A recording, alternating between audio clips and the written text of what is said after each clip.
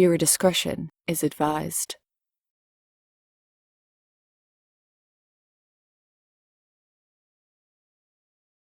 This story is about me. My stage name was Callista. I was an escort. The girl who I was working with that night was going by the name Honey. I figure stage names are okay to give since they aren't our real names to begin with. We worked in Florida, and finding girls with the same names is quite easy to do.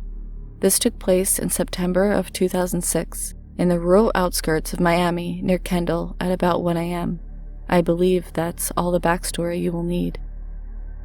A startling knock at my window awoke me, followed by the car door I had been leaning on suddenly being opened. The heroine had me under a deep trance, and it was more like babysitting when it came to working with me these days. The dome light was on, and the car was filled with fading smoke. Honey handed over a pipe to perk me up. I accepted without hesitation. Honey and I were a good team. I was brunette, curvy, and tan. She was platinum blonde, slim, and had the perfect porcelain skin.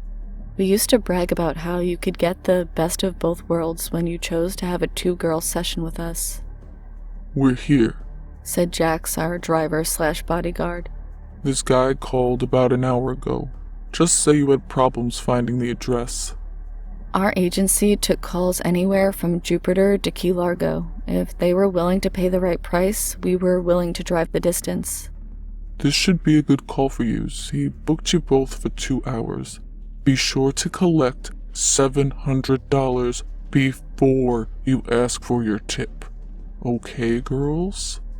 "Yeah, Jax, we know. Now get out of here before he sees you, gets scared, and doesn't want to do the call no more," said Honey. With that, he started up his car and left around the corner to hide. Honey and I began to look for the apartment.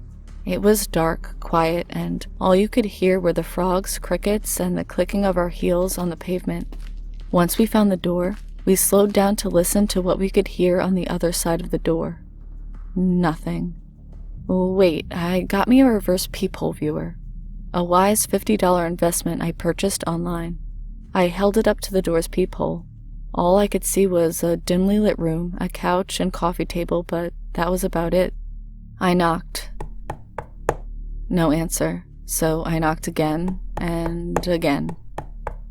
Finally, we called the agency and they said they would call him. A minute later, we heard an iPhone ringtone. It got about halfway through the tune and was muffled. This was our cue to spring into action. We began to rapidly tap on the door and speak through it in our hottest porn star voices. "Psst, psst. Hey, sexy. We're here. Aw, come on, baby. Don't make us wait for too long." And so on. We heard something big fall on the floor, followed by heavy footsteps. Finally, a tall, heavy-set man opened the door. He greeted us with a loud, repulsive burp. "Bitches took so long I fell asleep and lost my boner," he said in a highly slurred, drunken manner. I couldn't help it. I began to laugh. My lack of empathy pissed him off. You could see it in his scowl.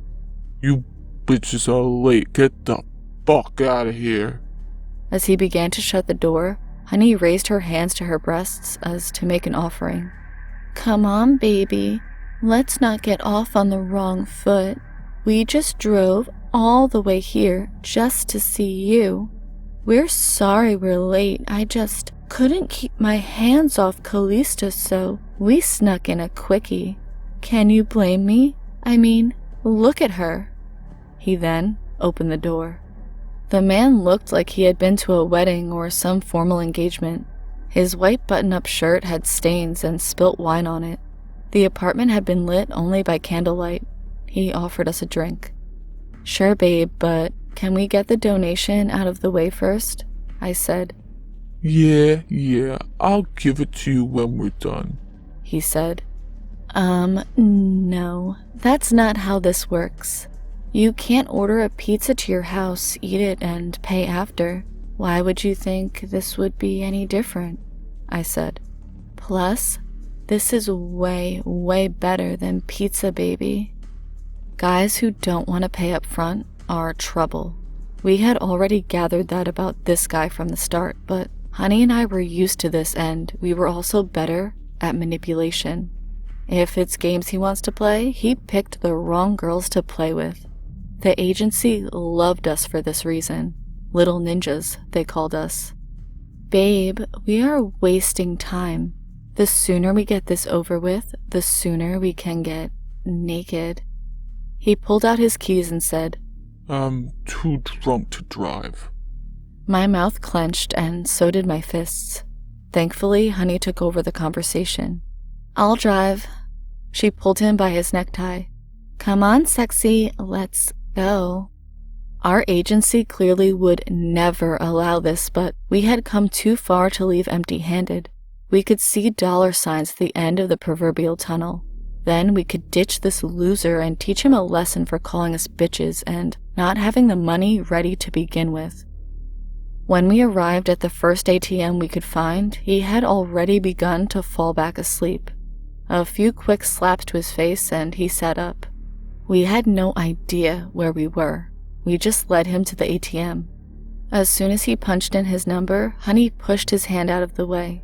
Before he could detest this action, I distracted him by putting his hand in my bra. Honey withdrew much, much more than we had asked for. My heart began to race a mile a minute. Our faces were on this ATM, and it looked so sketchy, but what's done is done. Too late to turn back now. We led him back to the car, and a warm rush of victory rushed over us. We did it, I thought. Honey turned the radio up almost all the way. Akon's Smack That was playing. I had never heard the song before. It made the moment even more exhilarating. After getting this guy back to the parking lot of his apartment, he was wide awake but mesmerized watching us dance in our seats of the car. We could have easily left him and made a run for it once the car was parked. I wish that's what I could say did happen, but we were feeling generous. We decided to fulfill our end of the deal. Once back at the apartment, we checked the time. Approximately 1 hour had gone by. It was time to get down to business. From here, I'll leave it up to your imagination to figure out what was taking place. About 20 minutes into it, he began to, not be able to keep enough blood flow to keep things going, if you know what I mean. We gave him try after try after try, but our attempts turned out to be for nothing. He simply could not keep up his end of the deal. He was behind me when I finally looked back and said, "Okay, dude, I give up." The next thing I remember was seeing a white light and an enormous force behind it. He grabbed the back of my head and turned my hair into a makeshift handle and clumsily continued to try. Honey had already put back on what undergarments she could find and swiftly began to swipe all of the contents of his dresser drawers onto the floor in an attempt to distract him into letting me go.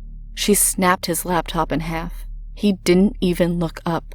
He just kept aimlessly pounding away at himself, muttering, "Let me finish, bitch." I could literally see my life flashing before my eyes. I thought to myself, Is this how it ends? Honey then frantically began throwing his dishes around the apartment and then opened the front door and began knocking on all the apartment doors. "Help! Help me! My friend is being raped!" This did the trick. He let me go. I grabbed my purse, put on my shoes, scooped up my dress and hers into my arms, and made a break for it. We ran into the night, and bright lights headed towards us. It was Jax. He later said he could barely hear us from where he was and came to see if we were all right. We sped off into the night. We both had broken glass all over us from Honey going ballistic, and I'm so thankful she did. Once we began to calm down, Honey shouts, "My phone!" What? We both said. Fuck! I forgot my phone! Honey, I will buy you a new one. It's the least I can do for you saving my ass back there, I said. No, we have to go back. Those clients' numbers in there are worth at least $10,000. My dope boy's numbers are in there. We have to go back. Right the fuck now. Honey, the cops are probably there by now, or at least on the way. It's too risky, said Jax. Here is $200, Jax. Now turn around, said Honey. Jax looked at me. Callista? Fuck it. Let's go back. If the cops are there, we'll tell them what happened, I said. Jax leaned over and pulled out a 9mm. Crazy bitches. This is stupid, he said. When we arrived, we see the guy who was our client and some older fat woman, both walking around the parking lot with shotguns. When they saw our car pull up, they took aim at us. Honey immediately jumps out of the car and says, I just want my phone. Then we'll leave. The older lady seemed taken back and asked the guy, Is this one of them? The client nods. She began to take aim again, and I jumped out of the car and said, We just want to get her phone and leave. She sees my face, which is swollen and bruised, and says, What really happened here? The man looks down. The old woman told Honey to come and walked with Honey to the apartment. She explains that the man had said that we broke into his apartment and he was the one banging on the doors looking for help. But she knew that was sketchy because he had girls over at his place all the time and knew he was up to no good. When she returned with the phone, we left immediately. It was one of many, many crazy nights that will never leave my memory anytime soon.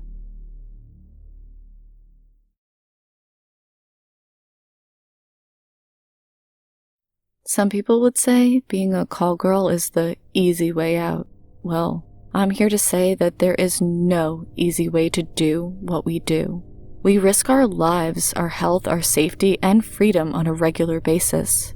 But with that said, I will also say with great risk comes great reward. If this weren't true, no one would see the lure in leading a life of crime.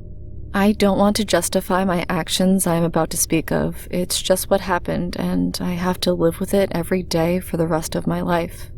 Anyway, here's my story. Brittany and I were sitting at my apartment at 11:30 p.m. on a humid Saturday night when we got a call.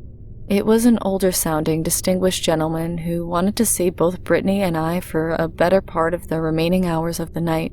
He was only about 20 minutes away. We knew the area he spoke of to be a wealthy area. That was a good sign. Then we did a Google Earth search of the address, and the address was legit. We took a few more precautions to do a search of who this guy was, and it turned out to all look very promising. So we threw on some makeup and heels and jumped on the highway. On the way, we practiced our lines, went over possible scenarios, and made sure our stories were aligned perfectly. We had gotten so good at what we did, we didn't even need to speak in times of caution. Simple body language or a safe word here and there, and we could con any unsuspecting man into doing whatever we wanted. Before you pass judgment, just know men try to con girls like us all the time. It's a dog-eat-dog world, and Brittany and I watched each other's backs in the unsafe world we had made our normality. When we pulled up to the entrance, we were greeted by security. He wrote down my license plate number and asked for my ID and took it and said that I would receive it back on my way out. The guard told me to park at the small parking lot adjacent to the gate, and Mr. Smith would then be meeting me in front to guide me in. This was not the first time I had received directions such as these, so I complied. Brittany and I lit a cigarette and scrolled through social media awaiting Mr. Smith's arrival. About 10 minutes passed by, and nothing. My phone was now beginning to die. Brittany didn't even have a phone. I was now getting nervous. Maybe he drove by already and didn't like what he saw, said Brittany. No, I don't think so. It's late and no one is on the road. I am sure we would have seen the headlights. I tried my best to reassure her, but I was uncertain myself. Wait, do you hear that? Just then, an F-650 truck came down the road. I nudged Brittany with my elbow, and we both simultaneously giggled to ourselves. Another good sign. A man who likes to live in excess will most likely be generous with his call girls. When we got into the cab, we saw a young man who was built like a weight trainer. We introduced ourselves, and I mentioned he sounded different on the phone. He said that he was just a friend of Mr. Smith giving us a ride.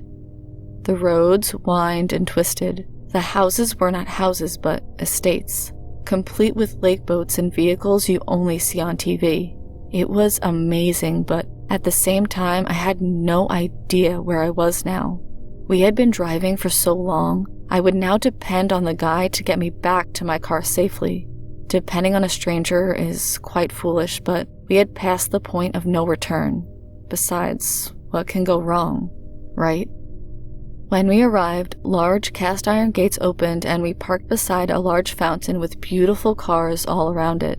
We took this as a photo op. Just as we began to snap a picture, the guy who drove us grabbed the phone and said, "There will be no photos taken in or around Mr. Smith's property. Is this understood?" He said this in a terrifying manner. "Geez, chill out, dude," Brittany snapped back.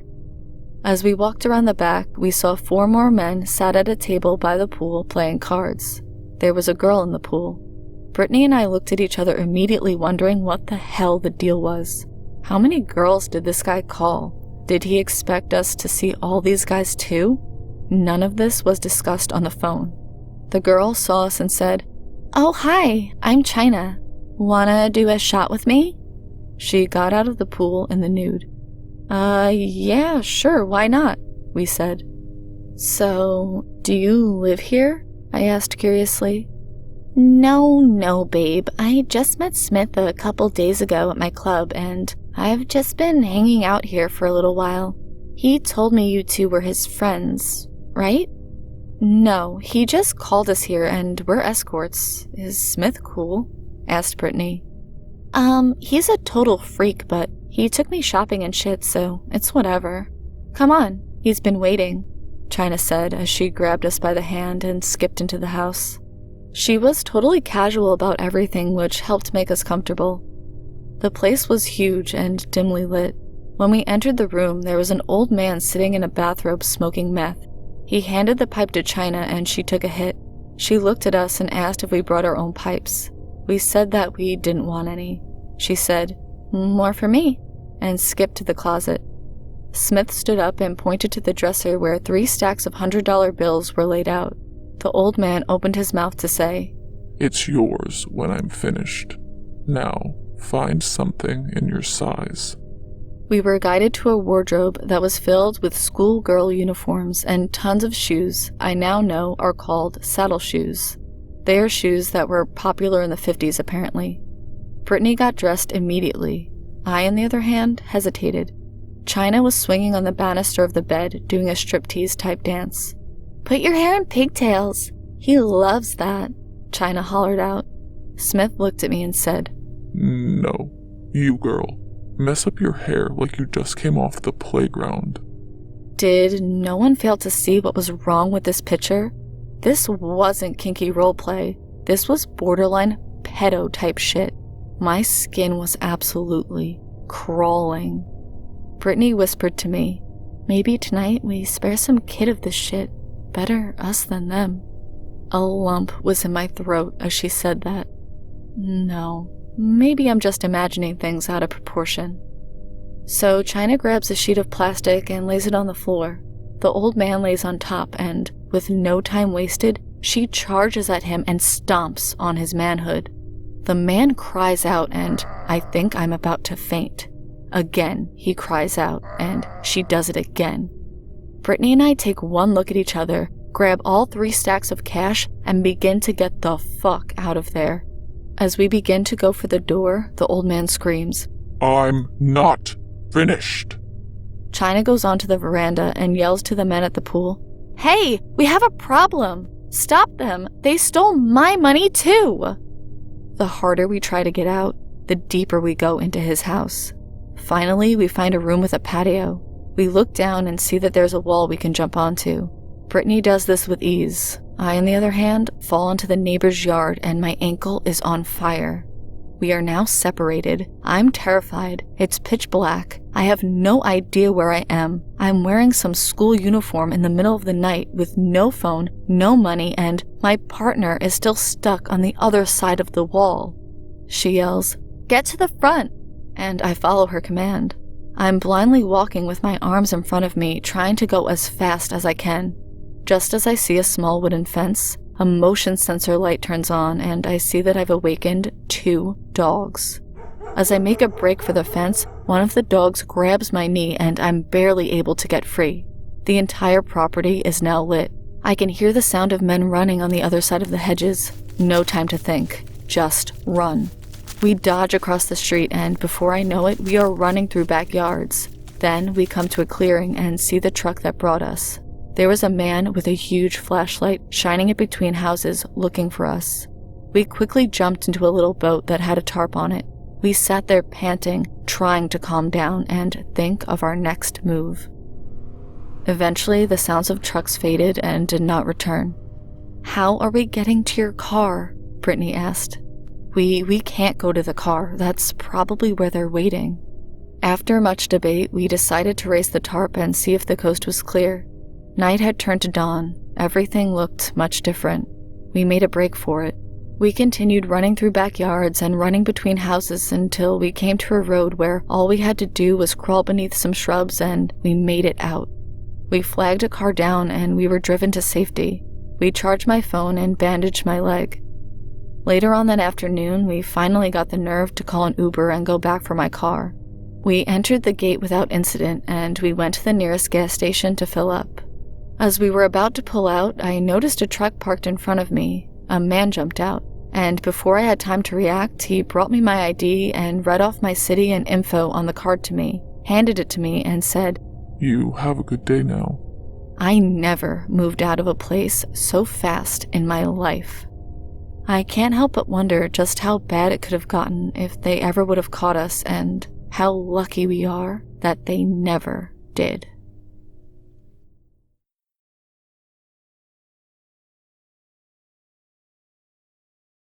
My girlfriend and I had been busy all day, job after job successfully completed. I always held on to all of the money since my girlfriend tended to be sloppy when it came to responsibility. On this day, my wallet was so full of money I couldn't even fold it shut. Clearly the time to stop at the bank was long overdue, but I was too lazy to make the pit stop and I kept telling myself, I'll do it after the next client. We had received a call in a sketchy part of town, but that didn't bother us so much because it was 3 p.m. and this area wasn't so scary until nightfall. We arrived to a small apartment building. This guy was a typical run-of-the-mill thug that you might imagine. About 6'4", Caucasian, built like a brick wall, covered in gold from his hands to his teeth, a traditional white wife-beater tank top, bagged up drugs, and a scale on the table. You get the picture. The moment we walked in the door, we could tell he was paranoid. He rushed us in, looked out the peephole, then looked through the curtains and asked us if we were alone. Then he tells us to lift our shirts to make sure we aren't wired. His presence was unsettling, to say the least. "Well, why are there 2 of you? I only wanted 1. Babe, relax. We come together for safety purposes. You can choose either one of us, or you can have both if you really want to treat yourself." He put his hand on his chin, crossed his arms on his chest, and leaned back a bit as he began to look us up and down, deciding who he liked better. "Bend over. Let me see what you're working with," he says. Only the biggest scumbags put us through this. It's absolutely disgusting when they make us bend over backwards, quite literally, to be picked. Things like this make it so degrading, but it comes with the territory, but I'm getting off topic. I'm elated when he picks my friend. "Have fun," I say sarcastically to my friend. She gives me a half smile and proceeds to follow him after I collect the cash. Before he walks into his bedroom, he tells me, "Wait inside my bedroom bathroom. I can't have you next to my dope unsupervised." "Sure, dude," I say with as much attitude as possible. This guy is annoying and I can't wait to leave, but we gotta do what we came here to do. I can hear the usual headboard knocking against the wall rapidly. I can't deny that I felt a definite sense of relief that it wasn't me in there. It was a burden we both shared working together. It helped us get through it, having a bit of comfort knowing we both understood what the other was going through. This isn't the kind of job where you can share the details with just anyone and be sympathized with for obvious reasons. About 15 minutes go by and I hear a loud thud and some sort of crack against the wall. Was it the headboard, I think? It's followed by whimpering.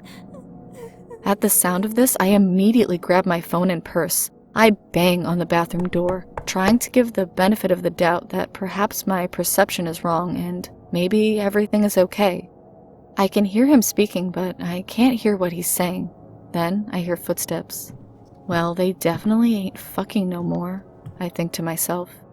I try one more time to be polite and yell through the door. Is everything okay in there? No answer. I crack the door a bit.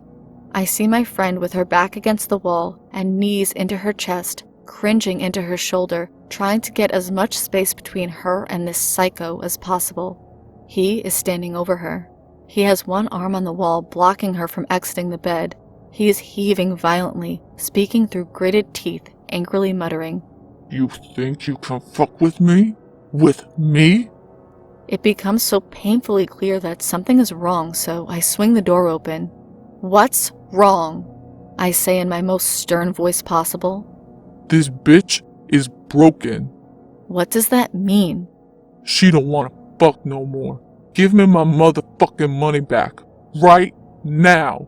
He says as he grabs her purse and throws the contents of makeup, condoms, and other nonsense onto the floor. As he does this, I jump on my phone, set it to silent, and put an alarm set for 1 minute from then. I had become so good at doing this in times of need, it was like second nature. Once the purse is just an empty leather shell of what it once was, he clenches it in his fist and looks dead at me like I had just kicked his dog. No, he looked at me like I owed him money. "What happened?" I asked in my most calm voice. My friend whimpers. He's too rough. He ripped me open." I tell him, "Okay, so let me try." By this point, I just want to save my friend, even if it means sacrificing my safety. I don't know what I was thinking. Calling the police isn't an option for girls like us. It isn't an option for anyone leading a high-risk lifestyle. It doesn't matter anyway. He isn't hearing anything I'm saying. He can't be reasoned with. He then charges at me and snatches my purse and grabs all my money. Not just his share, but everything from the entire day that both she and I had made. In my gravest voice I could muster, I fight back with, "Oh, that's cute. You think that's still your money? You think you're taking it back from us? That money belongs to our boss." Just then, my alarm goes off. I pretend to answer it. "Uh-huh. Yeah, he just took it." I rattle off a description of this guy, his tattoos, his address, apartment number, the car parked in front of the door. I pretend to laugh and say, "Oh yeah, there's only one guy here." "Oh, you guys are at the McDonald's? Oh shit, you guys are mad close." I mention that my friend is hurt and probably can't bring in any more money for the rest of the day. I say, "I'm so sorry, but this guy roughed her up real bad." Just then, this guy flings the money into the air, scattering it all over the floor. I tell my friend to pick it the fuck up and go to the car, now. I attend to my phone call. "Never mind, I got it back. Don't come. We'll be right there." Once back in the car, my friend asks, Who was on the phone?" I say no one. That call wasn't real. We just got really, really lucky.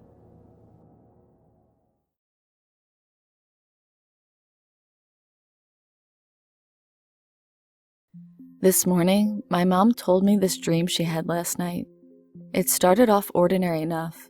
She was staying up late reading when she suddenly heard rustling noises. They were coming from this small cardboard box near the stove. She noticed the bubble wrap packing material inside was shaking. Thinking that there was a rat moving around inside, she started hitting the packaging material with heavy objects, trying to squash the pesky varmint.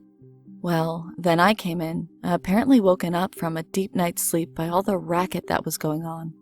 Then I asked her what she was doing, and she told me she was trying to kill a rat. When she lifted up the bubble wrap to show me, lo and behold, it wasn't a rat at all. It was a cute little bunny. My mom was horrified at what she'd done, and I was too. I was screaming and crying my eyes out. However, the bunny was okay, apparently saved from heavy bombardment by the thick, cushiony bubble wrap. Anyway, my mom let me keep it, and I took it to bed with me. My mom also went to bed and then woke up, but she heard me screaming. Well, she ran into my room, and I told her the rabbit turned into a black cat. She looked, and there was a big black cat near my pillow. However, instead of being freaked out herself, my mom calmly reassured me it was still cute looking and went back to bed again. It was about midnight when she was jolted out of sleep a third time by my shrill screams. When she rushed into my room and turned on the light, I said, The cat turned into a big black rat!" She looked, and sure enough, there was a monstrously huge black rat crouching next to my pillow.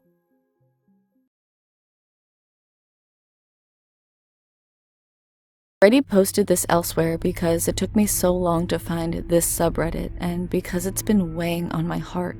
I have only been able to tell my sister, I'll call her Michelle, because she gets dreams like this too. I really wish this was something I could put on No Sleep.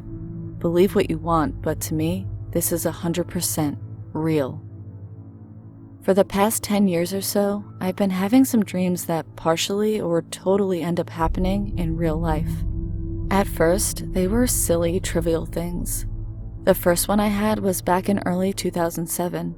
I was just finishing up middle school, and my sisters and I were semi-obsessed with Disney Channel shows. My dream was a harmless, hanging out with celebrities dream. That particular dream featured the Sprouse twins from The Sweet Life of Zack and Cody. In the dream, I walked into a room where they were wearing fake muscle suits, one in red and one in blue, and flexing in the mirror. I was confused and asked, "What are you guys doing?" They whirled around and quickly replied, "Nothing." A couple months or so later, an episode came out where they became superheroes in red and blue muscle suits. Unfortunately, I hadn't taken to writing down my dreams until after this incident, so I don't have any proof that I dreamt it before it happened. Another one was a vague dream about spending the day with a guy, walking around, talking, and having fun. I didn't remember his face when I woke up, but I remembered his hair. He had a very pronounced cowlick at his forehead. I also remembered how it felt to hug him at the end, and how real it all felt. Literally 2 or 3 months later, I ran into a friend of mine at a local amusement park. We were both there for school field trips, but for completely different purposes, and from schools 3 hours apart. I ended up hanging out with him for the whole trip until I had to leave. When I hugged him goodbye, my dream flashed into my mind. This trip was exactly the same as my dream, down to his hair and the hug. On the bus ride home, I stared out the window in shock. This one is documented in my journals, and I still get goosebumps when I think of it. These dreams took a turn for the unexpectedly dark sometime later. My sisters, Michelle and Lizzie, and I made friends with 2 English kids through a writing website Lizzie and I used.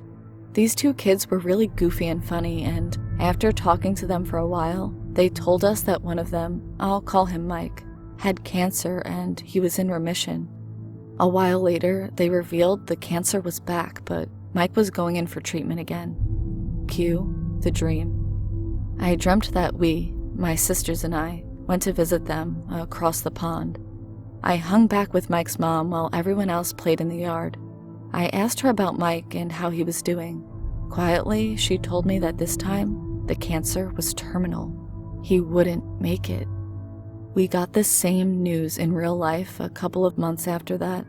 He and Lizzie were really good friends, and she took it hard. I think she still writes Dear Mike at the beginning of her journal entries, and it's been almost 6 years. I've started to recognize the dreams that are potentially real, and I had one 2 nights ago. In the dream, a friend of mine was crying. At first, I didn't know why, and she didn't tell me, but then I realized her baby bump was gone. She'd lost her child.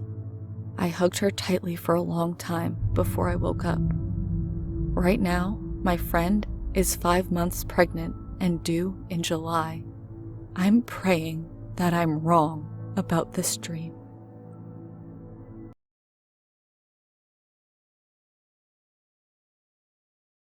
First off, I'd like to mention that these are experiences I had many years ago, and they were all in dreams. So there's a large chance that not all I remember is completely true, but this is how I remember them happening.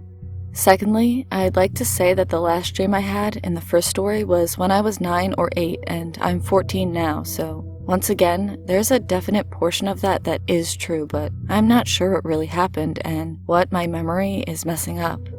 Thirdly, these are 3 separate experiences, but I can't help but feel that they're all combined in some way. These dreams started when I was only about 6, and they were normally short, strange scenes of me waking up in my room. There was always some gruesome, monstrous creature, always looking different at the beginning. They would either scream, roar, or just completely attack me, and I'd wake up in a cold sweat. As I got older, the dreams got longer, diving more in depth into the story. The first change I remember is sometimes I'd see the creature get to me and I'd wake up with a weird pain in my chest. Other times, however, I'd escape it, and before anything else would happen, I'd wake up. Every month or so this went on. The dreams would get longer and the monstrous creatures would always get more gruesome and more scary. One time, I ended up escaping the monster and making it to my basement for safety. After the one time this occurred, it would always be me running into the basement for safety. I would run into the laundry room and my mom would lock the door with me and my sister inside, but the door wasn't able to hold it. I remember seeing these bloodied claws ripping through the thick wooden doors and my mom flipping out, sending me and my sister to hide. After we hid, there'd be a loud scream, followed by silence. Every once in a while, it would find me, and each time the dream occurred, it was like the creature was learning and understanding how I thought, because it would occur more often. The gruesome creature would sometimes eat my sister in front of me, only to force me to wake up after, and other times, it would torture me, waking me only after it seemed satisfied. These dreams occurred through a 3-year period, happening about 1 time a week, maybe 2, or maybe down to 1 time a month at some points. The last time I ever had a dream like this, it was the same exact thing, except this time, when it came to take either me or my sister, I stood up to it. I remember its beady red eyes glaring at me, and its smile with sharp, bloody teeth, as if it were enjoying this. It was about 7 feet tall and had razor-sharp claws, and its body was fat and covered in matted brown fur. The creature laughed, and to this day, it is still one of the most sinister things I think I've ever heard. I had terrible anger issues back then, and I was about to scream my head off at this. I looked it dead in the eyes and screamed at it to go away, and then I woke up. These dreams never occurred again. The next strange experience was when I was a bit older, maybe 10 or 11. I woke up from a normal sleep, but I didn't feel awake. I think it might have been sleep paralysis, but I'm not sure because I've never experienced this. I felt a cold tap on my hand and I had a shiver roll down my spine. Wanting to see what tapped my finger, I rolled my head over. I saw an 8-foot-tall shadow crouched over me, with long fingers extending. I tried to scream and move, but I couldn't make a noise. I shut my eyes and held them shut, and that's where I think I fell asleep. I don't remember anything from after I shut my eyes, so that's where that part ends. The last experience I had was when I was 12. I fell asleep like an ordinary night, but then my dream started. I think it was an out-of-body experience, but again, I'm not sure. I was standing in my room, but I saw myself in my bed, sleeping. I was confused and looked around my room. There were some weird looming shadows, and when I looked back at my body, something was lifting me up. I don't completely remember what it was, but I do remember seeing it carry me over its shoulder into my living room. I followed it and I saw it throw my body onto the couch, and that's when I moved towards myself, only to wake up in that exact spot I had seen myself in my dream. I have no clue how I got there or what happened during that dream. These are 3 of the scariest things I have ever had happen to me.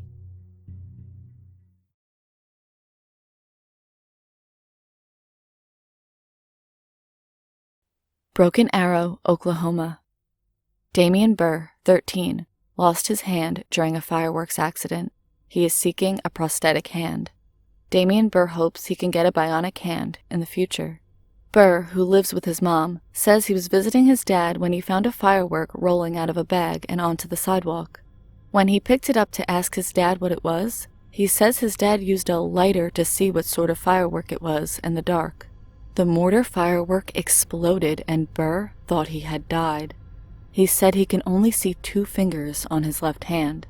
Doctors amputated Burr's hand, and the teen said he started thinking about bionic options. Jessica Brathfield, Burr's mother, says that prosthetics and other medical expenses are more than she can handle.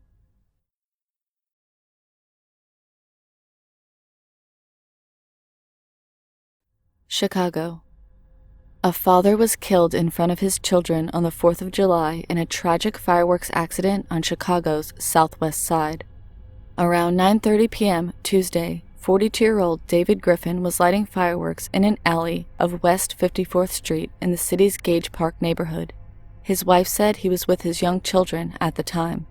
When he went to check on a firework that didn't seem to be firing, it blew up in his face as it shot into the air, police and fire officials said. The fuse went off and it seemed like everything was going, and then the fuse sort of died and he stuck his head over it and it went off, said Daniel Sanez, witness. Griffin suffered serious injuries to his head and was transported to Holy Cross Hospital. He died about 20 minutes after the accident. No one else was hurt. His wife and other relatives returned to the home Wednesday morning, overcome with emotion. Fernando Sotelo, Griffin's upstairs neighbor and family friend, said he worked as a security guard and will be remembered as a good father who was always looking out for others. It's dangerous around here. When there would be drive-bys, he'd come out and protect us. He was protective over this neighborhood, Sotelo said. 2 other men were badly hurt in separate accidents involving fireworks over the holiday weekend. A man in his 30s suffered a critical injury on West Cortez Street. The injury was specific to his hand, but bad enough to be considered critical. A man in his 40s also badly injured his hand on Tuesday when a firework blew up as he was handling it on West Belmont Avenue.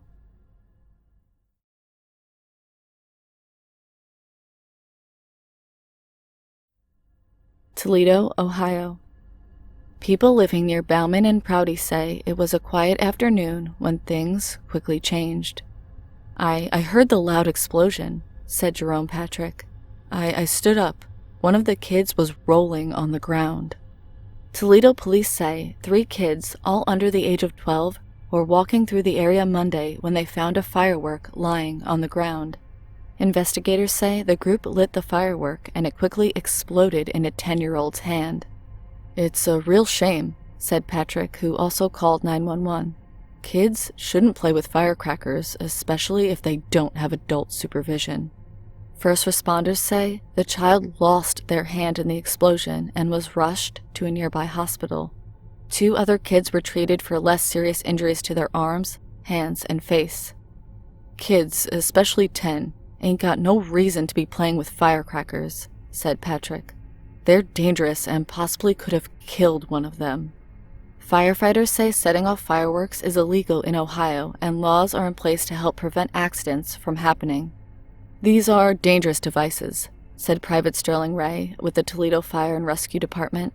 People think they have it under control until they don't. And again, we have serious injuries like this. With a month until the 4th of July, Ray says parents and neighbors should keep a watchful eye to make sure fireworks stay out of kids' hands. He even says fire and law enforcement will come out and properly dispose of unused or unsafe fireworks. If you find anything on the ground, you don't know what it is, you think it's fireworks, you don't know what you're getting into, said Ray. Leave it alone. Call for the police or fire. We'll come out and we'll take control of that. Investigators say at this point it's unclear whether any of those kids or their parents will face charges for this accident.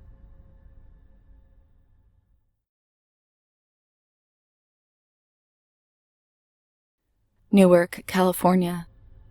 A young East Bay man is facing the loss of several fingers after trying to light a mortar-type firework on the 4th of July. Newark police are investigating the circumstances that led to the horrific accident. This was not one of the safe and sane fireworks that the city allows. Safe and sane fireworks do not explode or go up in the air. Neighbors say the fireworks set off Tuesday night did both of those. You can still see char marks on the street and blood nearby. Neighbors say illegal fireworks made the community sound like a war zone on Tuesday night. Dante Baines watched the street show. It was almost done. All the fireworks were pretty much lit off. The kids were getting ready to go to bed, and then we just heard a loud boom. Just the loudest one of the night, he said. Baines didn't just hear, he actually felt that blast. My back was turned right here, and then it was so loud that we all felt what felt like a blast of air. It was that powerful. Everything shook, and that was it, he said. Newark police say the 18-year-old man tried to light a mortar-type firework in a canister, but the fuse was too short. He suffered horrific injuries. It was unusually calm, actually. No one was screaming or running around. They were just trying to comfort him. They put a tourniquet on his arm using a belt and wrapped his hand in some towels, Baines said. Baines tried to keep neighbors from crowding too closely. I believe he was in shock. He kept saying, "What did I do? What did I do?" Something along those lines, he said. The young man was transported to Eden Hospital. Police say he is likely to lose fingers on his left hand. Baines also saw cuts on his right hand and burns covering his stomach. It was a sad way to end the night. That was a good day, Baines said. Fire officials say that the man's injuries were life-threatening, so this is just one more reminder to leave fireworks to the experts.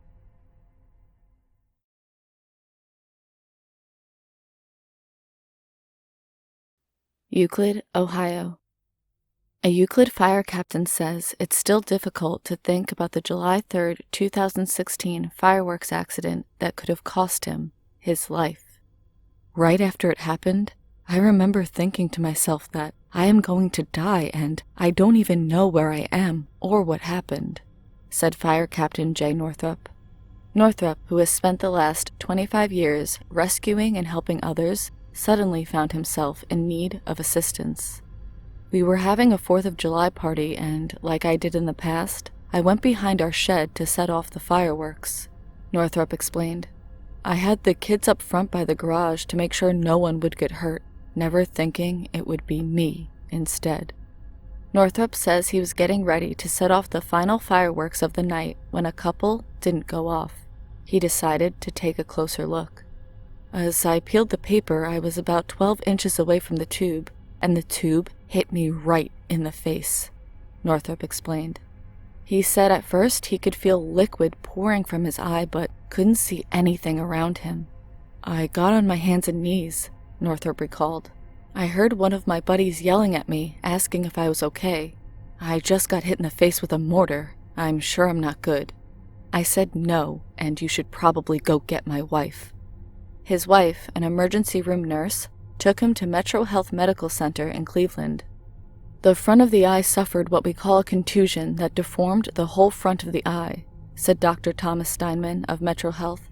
Dr. Steinman said it took time and several medical procedures to help Northrop heal. Northrop says he believes if it wasn't for the medical care he received from Dr. Steinman and the staff at Metro Health, he would have lost the vision in his eye. He says he is also extremely thankful to his wife, his family and friends, and fellow firefighters. While it's difficult for Northrop to talk about the incident, He says he believes it's important to let others know that what happened to him can happen to anyone.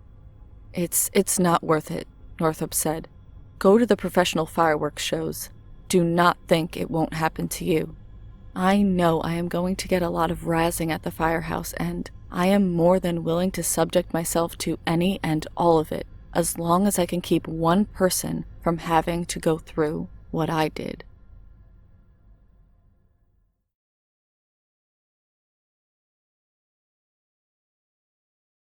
Two lives changed forever, all in an instant this 4th of July holiday, following two separate fireworks accidents in 2 days in Flomanton. Both victims are recovering at the burn center at USA Medical Center with severe injuries to their hands. The first happened Monday, July 3rd, off Wolf Log Road. That incident, a 911 call. A male in his 40s was shooting fireworks and had part of his hand blown off, said Flomanton Police Chief Brian Davis. When our officer actually arrived on the scene with fire, they were trying to get his bleeding under control. Then he was immediately transported and life flight was called. We've learned the victim's name is Grady Barnes. He's in stable condition at USA Medical Center. Then, Tuesday night, shortly after 8 o'clock, a second tragedy was called in on La Sala Lane. A 17-year-old Flomanton High School baseball player also received severe injuries to one of his hands from fireworks. That is actually one of my fireman's sons, and he was a junior fireman with me. Whenever it's something like that, it hits close to home, said Chief Steve Stanton, Flomanton Fire Department. The teen is also recovering at USA Medical Center. Chief Stanton says he's only responded to one fireworks-related incident in 40 years, and to have two in 2 days is very rare. While it has people in this small town talking, officials hope it serves as a serious warning to be extremely careful when dealing with holiday explosives. If anybody has learned anything from this, please don't hold these things in your hand. I'm not sure that's what happened in these cases, but no matter what it is, be careful, because something that is built can always go wrong, said Chief Davis. Something that was supposed to be a fun time went to a tragic event they'll never forget, and their family will never forget. I've never liked them because I know how dangerous they are. You've got to treat them with care if you are going to use them. And I'm sure both of these were accidents, and neither one of them meant for it to happen, but you just have to be careful when you do something like this, said Chief Stanton. Both incidents remain under investigation. Update. A local man is reliving the moment he lost part of his hand in a fireworks accident. A teenager was also injured in a separate fireworks accident the next day. Both incidents were at 4th of July celebrations in Flomanton. They were a day apart and the locations weren't far from each other. Both victims were rushed to USA Medical Center. Barnes' pinky finger is the only one still intact. Most of his ring finger was blown off by the fireworks and the rest are completely gone. It almost feels like an electric shock, said 44-year-old Grady Barnes, the first accident victim. It's kind of a throbbing pain. I still feel where my fingers are supposed to be. Barnes said there's not much left underneath his bandages.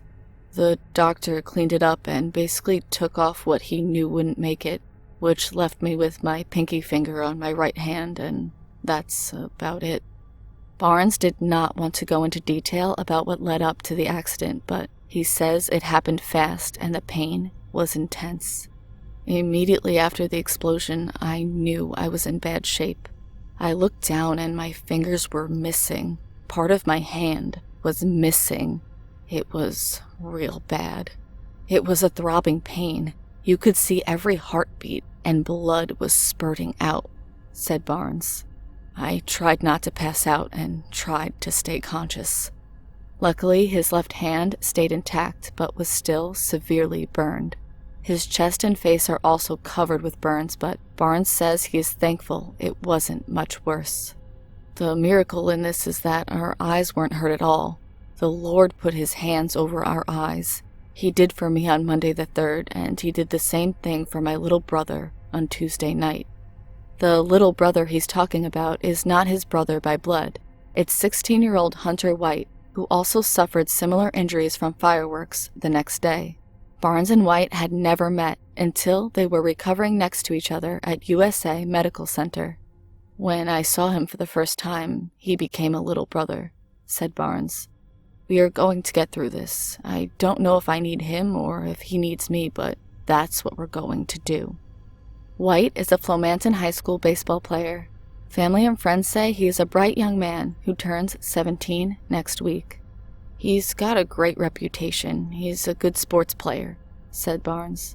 "His injuries are very similar to mine. His family has a very big decision to make with his injuries. He's going to be a senior in high school. His future plans may change now, but he's taking it very well." Despite these horrific accidents, both men seem to be in good spirits and ready to move forward. "All the thoughts and prayers are pretty much needed," said Barnes. "The Lord doesn't put nothing on you that you can't handle." Barnes was released from the hospital Friday morning. White is still there with at least one more surgery to go.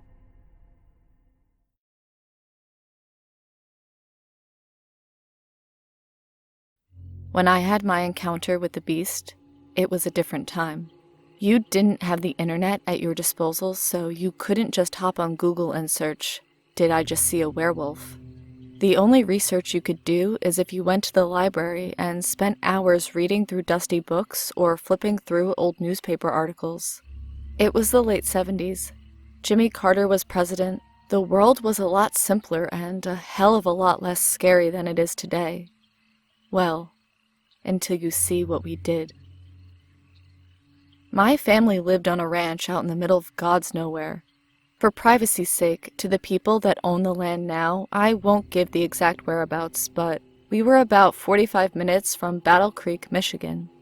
It was myself, my parents, my little brother, my grandparents, who owned the ranch, and my Uncle Paul. Uncle Paul didn't have a family of his own, but he treated me and Randy like we were his own kids. He was my favorite uncle. He was the one that did most of the work around the ranch, so he was constantly outside working on this or that.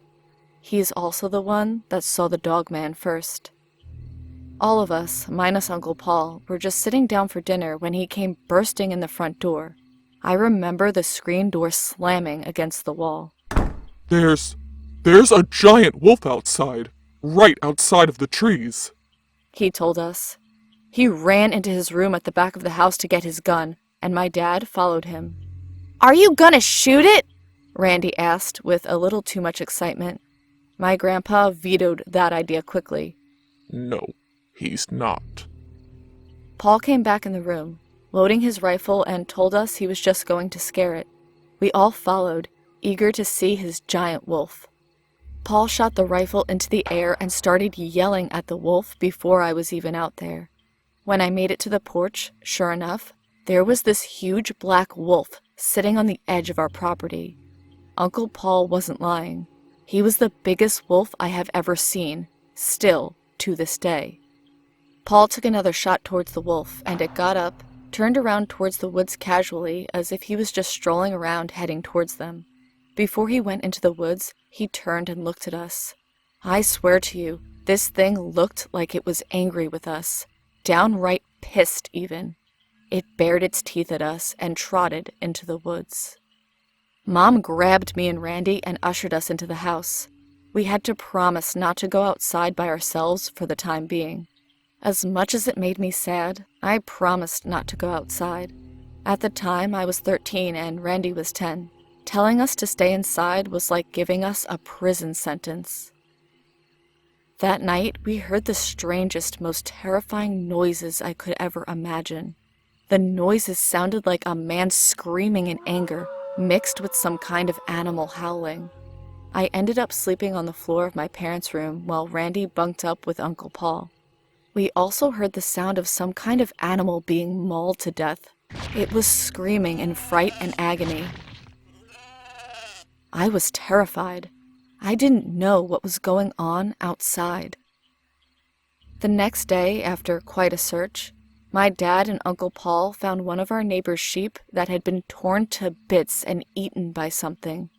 When they talked to our neighbor, they said they too had seen the big black wolf the day before and shot at it. If my parents were serious about us kids staying indoors before, it might as well have been carved in stone that we were to stay inside after that. The next night was just as scary as the first. We heard the howl screams again, but this night, about an hour after that, we heard gunshots too. They were coming from the direction of our neighbor who lost his sheep. Gramps, Dad, and Uncle Paul all went outside with their rifles to see if they could see or find anything, but they didn't get too far because Mom and Grammy were pretty serious about them getting their butts back in the house. I think the two of them would have just about dragged them back in if they had to. I didn't get much sleep that night, neither did Randy. We shared my parents' bed with my mom while my dad and Paul stayed downstairs. I could hear them talking all night long, but couldn't make out what they were saying. The next day, they went over to our neighbor's house and were gone for a couple of hours. When they came back, they were quiet, which wasn't normal for either of them. I walked in on all of the adults talking, and they all stopped when I entered the room. Mom told me to go upstairs and keep Randy out of trouble. I knew they were talking about something they didn't want me hearing, so I just quietly obliged and went upstairs. Later that day, Grammy pulled me into her room and made me promise not to tell Randy anything. She was always a believer that I was older than my years and could handle adult things. She was also stubborn and queen of that ranch, so if she wanted me to know something, she was going to tell me. She told me that our neighbors, Ann and Jim, saw the wolf on their property again the night before, and Jim shot it right in the chest, but it didn't do a damn thing to the wolf.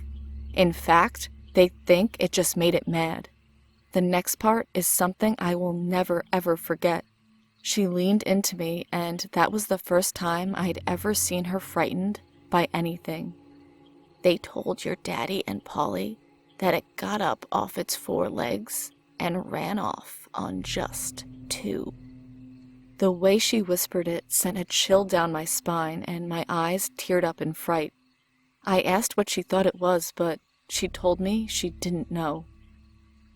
For the next 3 days, I was so sick to my stomach by what I learned that I barely ate. Every night was the same thing. Those god-awful screams would pierce the air 3 or 4 times a night. I wanted to leave. I wanted to run away from there and never go back. Gramps, Dad, and Paul would take turns staying up, making sure nothing came close to our house. I could tell that was wearing on them too. Gramps was always a clean-cut, nicely dressed man, but after days and days of keeping watch, his beard started coming in, something else I'd never seen in the 13 years of my life. That night, it came back. All of us heard it when it first arrived, and all of us saw it. The werewolf, the wolf man, the dog man. Something big ran across our porch that night. It sounded heavier than a man, and it sounded like it was on 2 legs. Randy and I jumped up from the table we were at and started to melt down. Grammy and Mom tried to calm us down, while the men stood at attention, ready to protect us and drive that thing off. Grammy ushered all of us upstairs. All of us followed without question. She was stern that even the men were coming along. We were up there about 10 minutes without incident. Paul was looking out the window when he let out a gasp that made the room even more silent than it already was. My God in heaven, he whispered. It's out there, and it really is on 2 legs. Nothing could stop us all from looking. Mom wanted me and Randy to stay away from the window, but even my dad told her we needed to see this. I can still see the wolf as clear as day as I did that night. It was only half illuminated from our porch lights, but it was enough to even give me nightmares for the next decade. It was jet black, and it really was standing on 2 legs. I couldn't see a tail, but the way the legs were bent reminded me of a canine. I could see long arms and what looked like hands. Sorry, but I couldn't tell if the hands had claws or not. Its head did look like a werewolf. An elongated snout and, I think, pointed ears. It was wandering around our property like it was looking for something. I prayed to God it wasn't trying to catch our scents. Paul wanted to go out and shoot it, but Grammy said it wasn't going to be killed by a rifle. Maybe the three of them will do the trick then. That's what Gramps said out loud to us. This is our place, and no werewolf monster is driving me away. Even with Grammy telling him to stop, he marched out of the room and down the stairs. Dad and Uncle Paul followed him. Me and Randy pleaded for them to stop. My dad turned around and grabbed both of us in a big hug. He told us it was going to be fine. What happened next, I only knew through what they told me and what I heard. Dad told us later that they opened the door and started shooting at the monster and yelling at it, trying to be as intimidating as possible. I heard at least a dozen shots. I heard them yelling and carrying on. I heard that thing hollering back. Then I heard silence. I was bawling. Randy was bawling. I thought it killed them all. Then they came back and said it was gone. It ran off into the night. Grammy, Mom, Randy, and I went to stay with Grammy's sister, Wilma, for a couple of days after that. Gramps, Dad, and Uncle Paul stayed behind. They'd called the sheriff that night, and when he came over, he was as shocked at what he heard as we were. There were prints all over the ground made by something that resembled a large wolf. They took pictures as proof of what happened. Later, Uncle Paul told me that the sheriff and about a dozen badged men were buzzing around our property and Jim and Ann's property for the next couple of days. Wildlife wardens got involved too, but as far as any of us know, that wolfman was never seen again. I did find out, though, that the night Jim shot it, he caught it looking into one of their windows that was about 6 feet off the ground. I don't know whatever happened to those pictures, though. Even though my family was friends with the sheriff, he still had to take the pictures from us. He said he was just doing what he was told and that there was no hard feelings. To this day, I can't watch werewolf movies. I can't have my blinds open at night, and I can't listen to stories like these without having nightmares. I feel it's important to share this, though, because there are more people out there with these encounters than you think. If this encounter even gets one person to come to terms with what they have seen and come forward, then I will have done my job. Thank you, and God bless.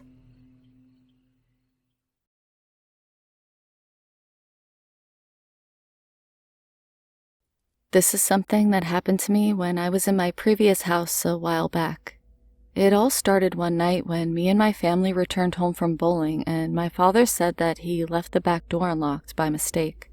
But luckily, it appeared as if no one had broken into our house. How wrong we were. Every third night, I'd hear this tapping noise in the floorboards under the carpet ever so slightly. I usually ignored it, as I thought it was just a pipe from the boiler vibrating against the floorboard. When it came to me playing my video games, I'd find my controllers out of place or the game stacks shuffled up. I was kind of a geek that assigned his games from A to Z, but I shook it off because at least it took me away from gaming. Sometimes I'd get these whispers of my name in a very low pitch, which I thought was just my brother playing tricks on me, so I kept replying, "Go back to bed, you crap stain." One night, my father came into my room and said, "Don't tell me this tapping isn't keeping you awake." I replied back with a nod, and so we unscrewed the floorboards, and then we saw something you'd never, ever want to see in your entire life. It was this homeless person with bloody bones of an unidentifiable dead animal, and he stared at my dad with a toothless grin and charged at him with a rusty knife. My dad, luckily, was trained in the ways of Krav Maga and disarmed the homeless man and knocked him out. In the meantime, I called the police and explained the situation. A police cruiser came in under 10 minutes and came and arrested the homeless man. A message came through the post saying that the arrested man was wanted for repeated home entries and the murder of an elderly woman. It said that he was jailed for life in a maximum secured prison. I am lucky to still be alive to tell this story.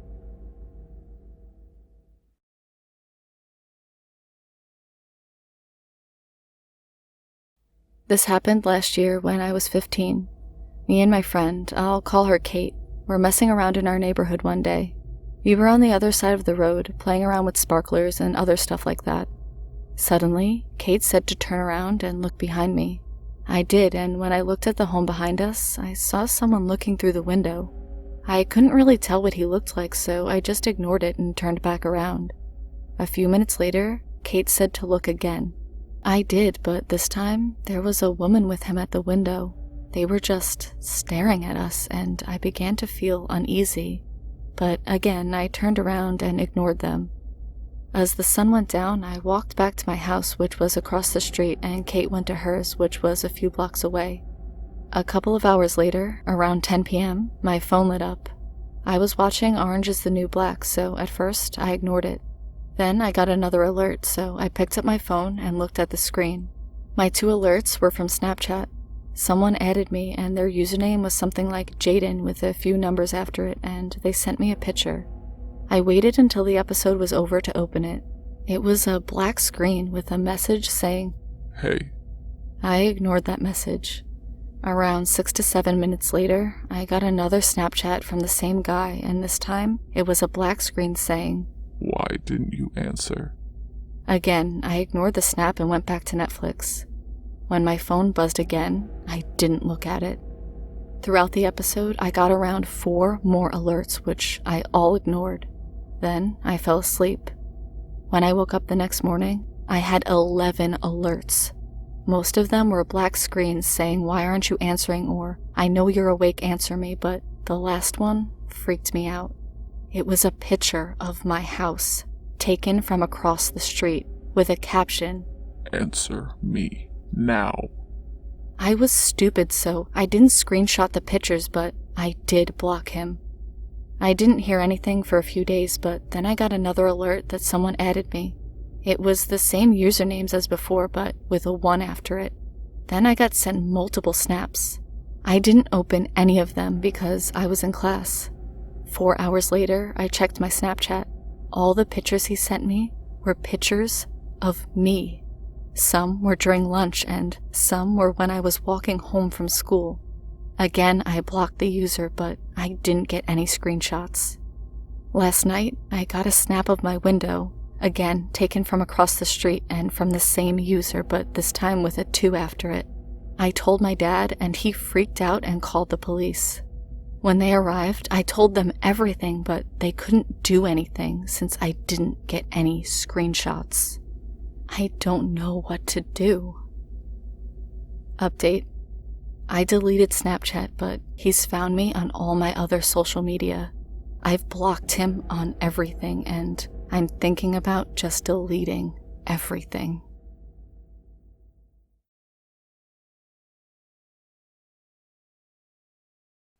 I'll start off with some background. I'm a female, and at the time this happened, I was about 12 years old. I lived in a quiet suburb in South Carolina at the time, and used to just spend hours just walking my dog around the neighborhood because there wasn't much else to do. At the time, we had a 70-pound basset hound named Rufus, who kind of looked like a sawed-off St. Bernard. So I was walking him around in the late afternoon in the fall, and it started to get dark. I was on the other end of the neighborhood from my house when I first saw a beat-up, rusty red pickup truck just kind of driving around. I didn't think a whole lot about it because it's the South, so pickup trucks are all over the place around here and don't automatically mean anything. But as I was walking home, I saw the truck cross the street I was going past and then come back out the other end further down and go back the way I'd come from.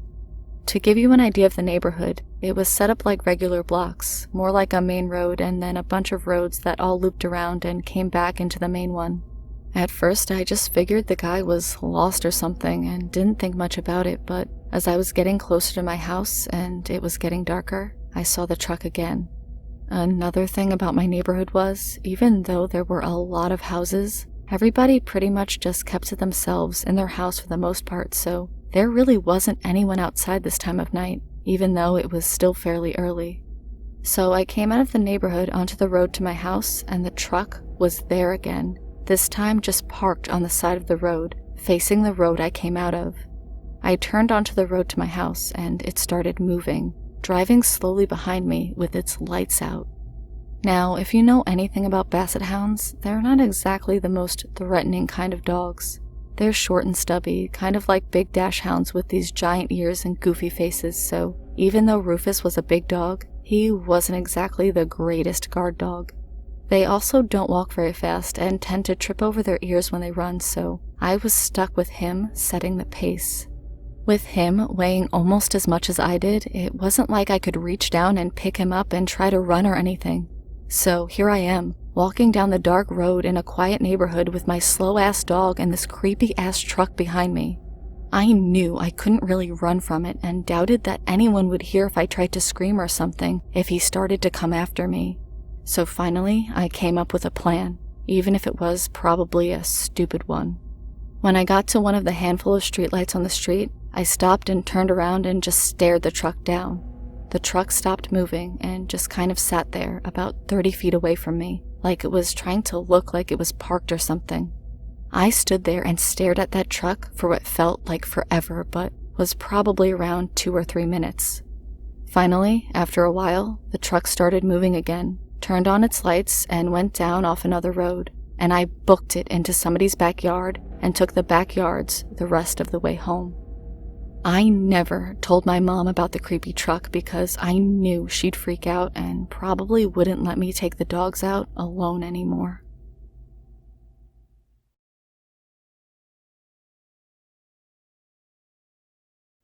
This story didn't happen to me, it happened to my mom.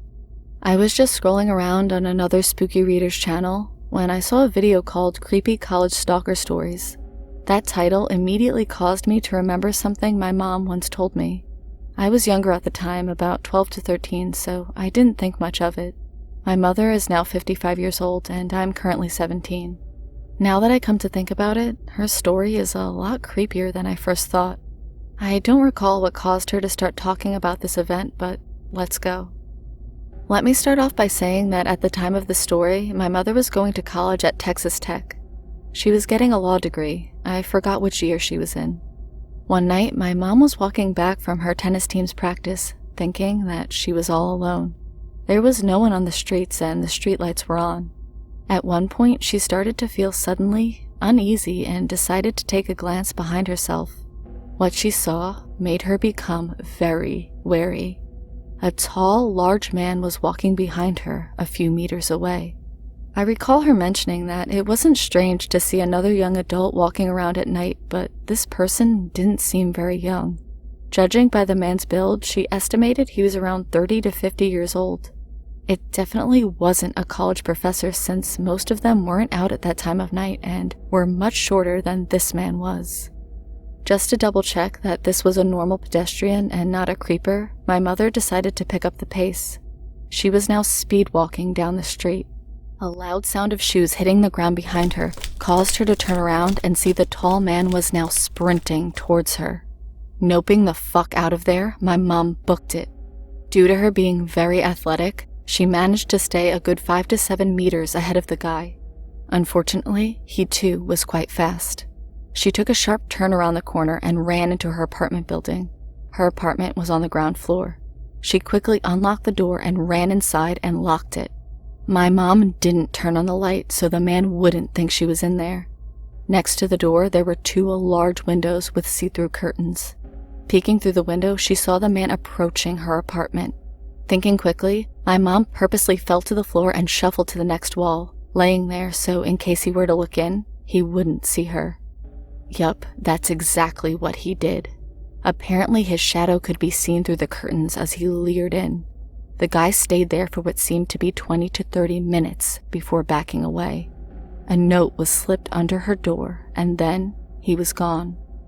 My mom didn't get up until she knew for a fact that he was indeed gone. Getting up and looking around, she double-checked to make sure the man was gone. Thank goodness he was definitely gone.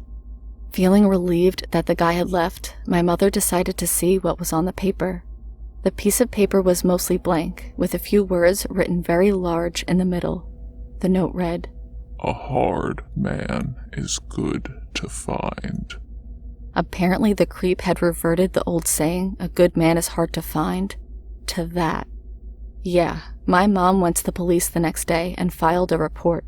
They took her statement and the note and said they'd keep an eye out. I don't recall if they ever caught the guy or not. The world will never know.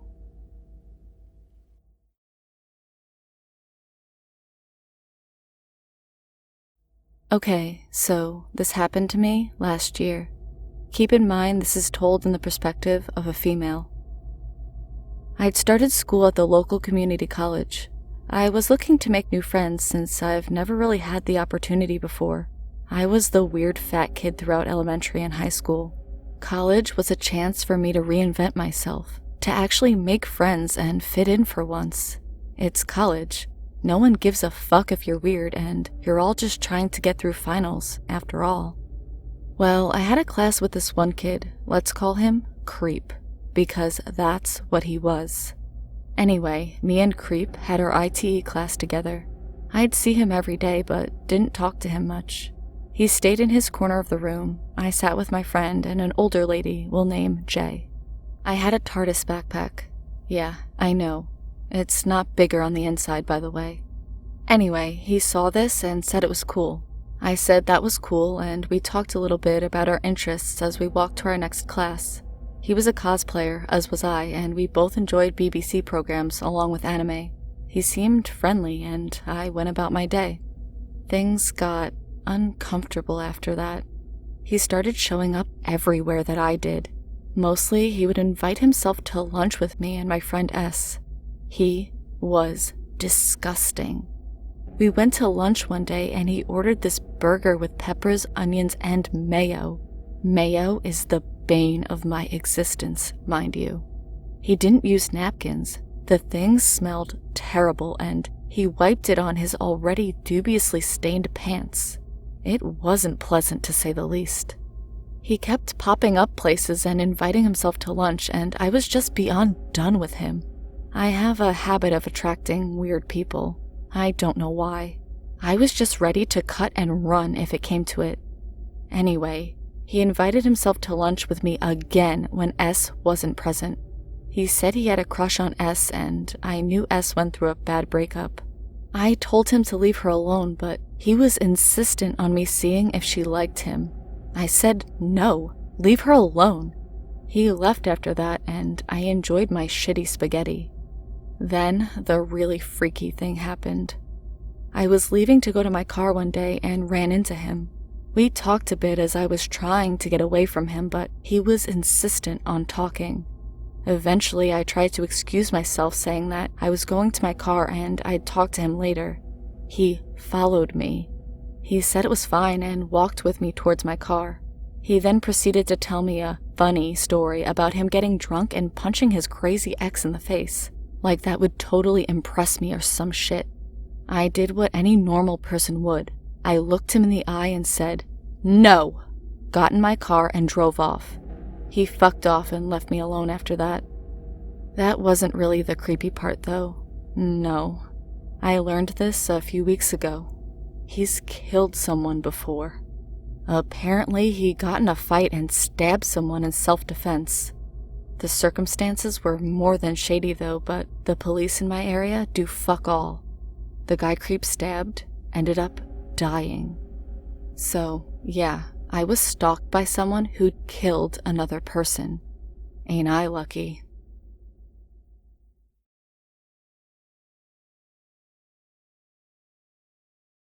This was in January of 2016.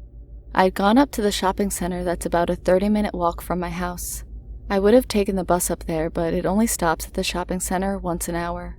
While I would usually take the bus home from the shopping center near my house, the bus wasn't due for another 45 minutes by the time I had done what I needed to do, and my 10-year-old brother was home alone. My mom has no problem with me leaving my brother home alone for an hour or two because he can take care of himself for that long. So I decided to walk back to my house instead of waiting basically an hour for the bus.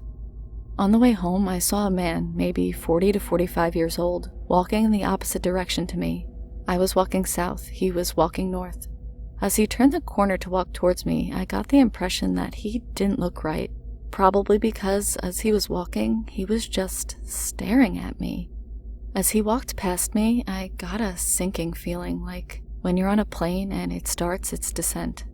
As I continued to walk, I felt like someone was following me. So when I got to the bus stop, I made it look like I was checking the bus times, which gave me an excuse to turn around, and once I did, my heart started racing. This fucker had changed direction and turned 180 degrees to walk in the same direction as me. He was walking faster than he was before, and this freaked me the fuck out. I was close to the road that I would usually turn up to get to my street. I turned up the street and had walked about 25 meters up it when I heard crunching of a chip packet that I knew I had passed. He was still behind me. I decided I'd cross the road to put more distance between us and to also get to the street that was across from me.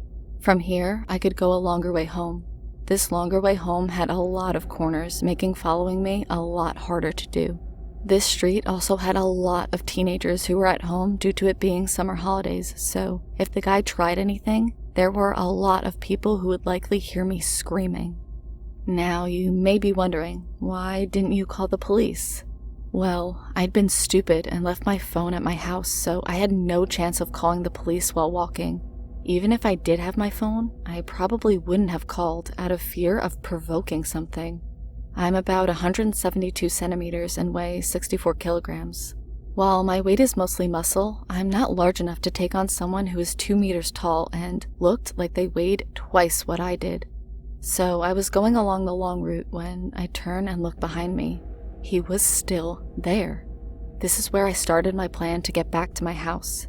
I turned the next corner and sprinted along the path as quietly as I could.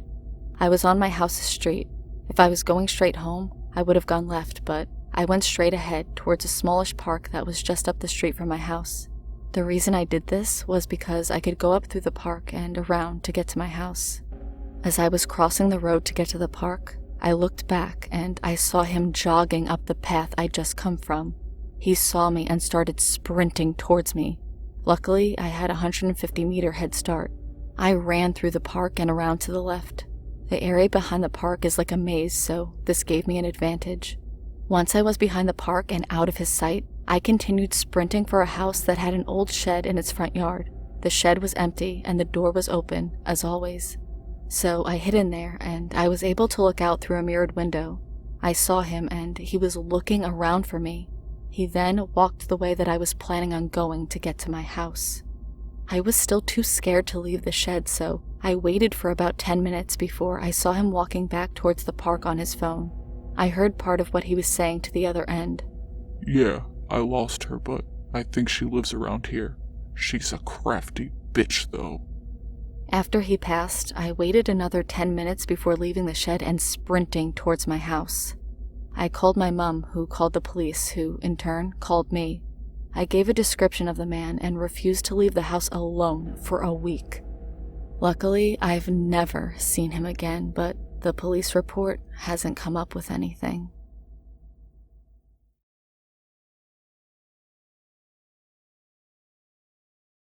Basic information about me. I'm currently a 17-year-old female who gets mistaken as a 21 to 24-year-old since I got into university early. Forgive me if I mess up on my English some, it's my second language. First of all, let me start by saying that I'm used to being stalked.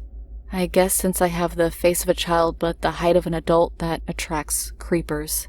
I'm so used to it, I've actually made a system on how I can check if the stalker is dangerous or not. This story happened about 4 to 5 months ago. I was a student at a university in Marbella, Spain at the time this incident happened.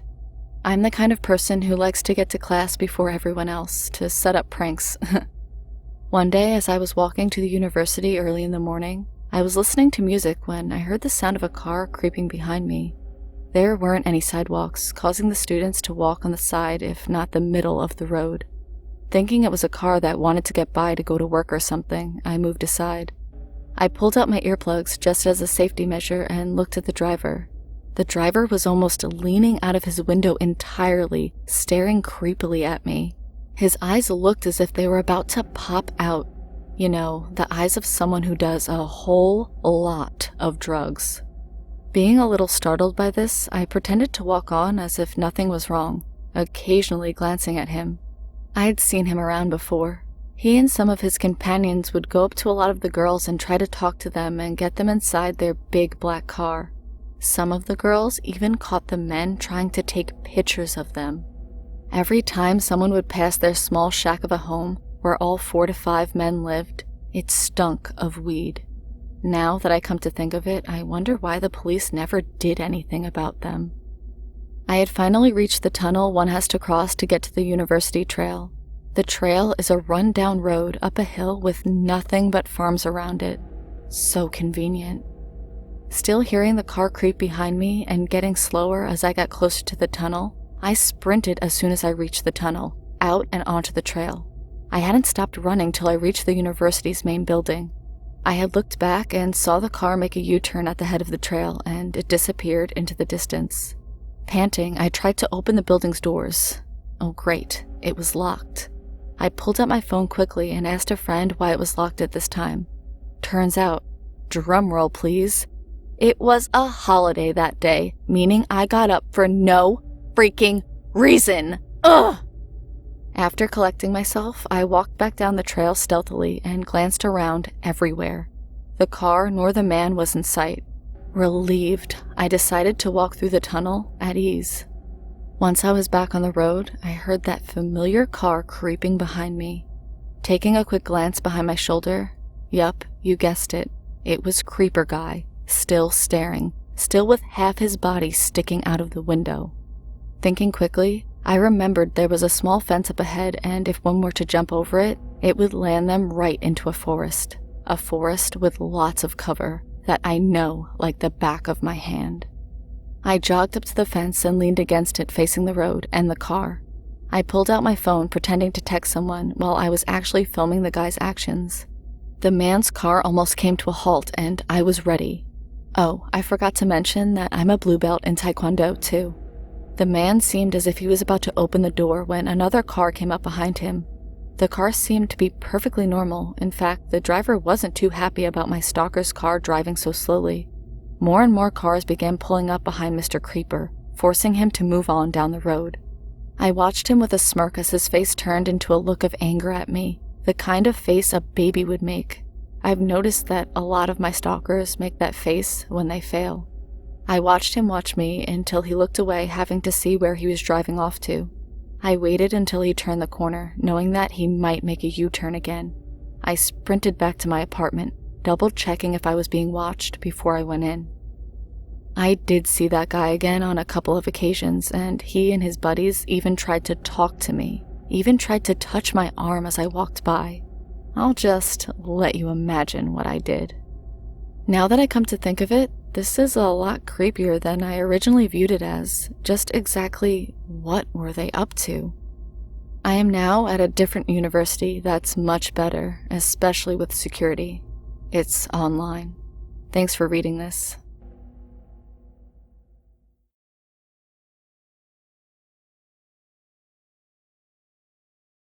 Back when I was a first year in high school, I was part of this choir where we would sing songs our school required us to sing, like the national anthem or some church song. To be honest, I wasn't the best singer and only joined for the benefits of skipping class. The skipping class part was great and all, but staying late for practice was kind of a downside, especially when it was before a big school event. One day we had to practice near the school's botanical garden because the place where we usually practice was being occupied by another group of people. Some of the members of the choir were kind of hesitant about practicing near the gardens because there have been a lot of scary stories surrounding the place and no two accounts are the same. I, on the other hand, just wanted practice to be over. We practiced until around 8 or 9 p.m. Around this time, there would only be 2 gates that would be open if one wanted to leave the school. The college gate, which was all the way across from where we practiced, and the track and field gate, which was near, but you had to pass through the garden to get there. Me, being a lazy man, decided to take the shortest route out of the school, while the rest wished me luck and went the opposite way. I believe that any place can be creepy as long as it's dark, and the gardens were not the exception. I brought my phone to call my parents. It rang once before being answered. I talked into my phone, telling my parents where to pick me up, but no reply. I stopped the call and called again. Same thing, no answer. I called for the third time to ask them to pick me up, almost shouting into the phone for an answer, but still nothing. I finally gave up and decided to text them. After walking through the garden for a couple more minutes, I finally reached my waiting destination without incident. It was a creepy walk, but I was kind of relieved that nothing out of the ordinary happened. My parents came after about 15 minutes of waiting, but something was off. When the car stopped in front of me, they got out and asked if I was okay, with very worried expressions on their faces. I said that I was fine. They told me that they did get my calls, and I asked if they could hear me. They said that they heard my voice saying, "Help me," over and over again.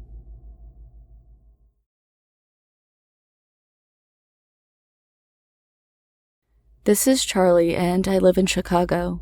I've sent some of my cousin's experiences to your website before, and I keep coming here.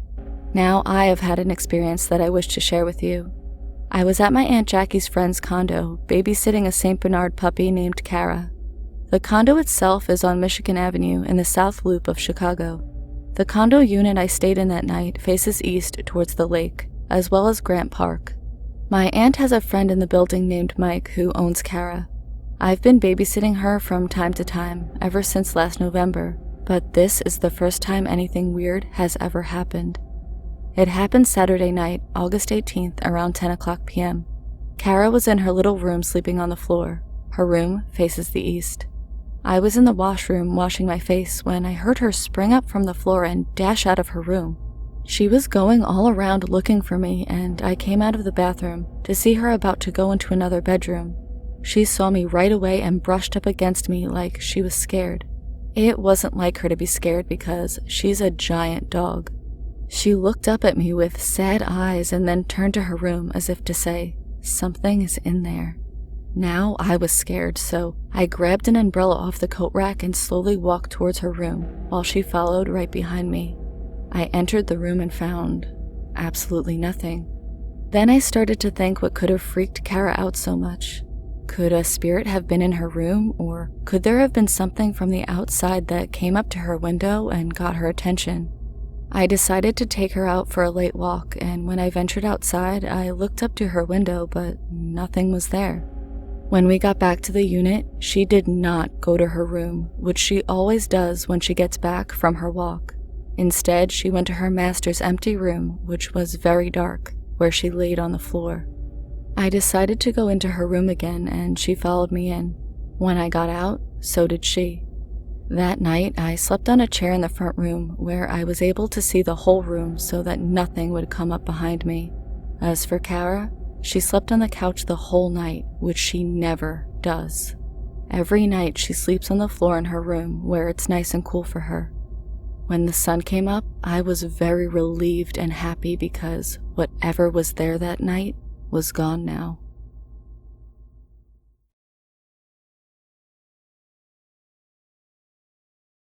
So, I used to hear tons of stories about ghosts and also watch a lot of horror movies, but since I had never experienced any ghost encounters, I was like, these ghost stories are created by humans themselves to make money making movies about it all and other series featuring ghost hunters. Okay, let's get to the story. One day, me and my two friends visited this spooky forest.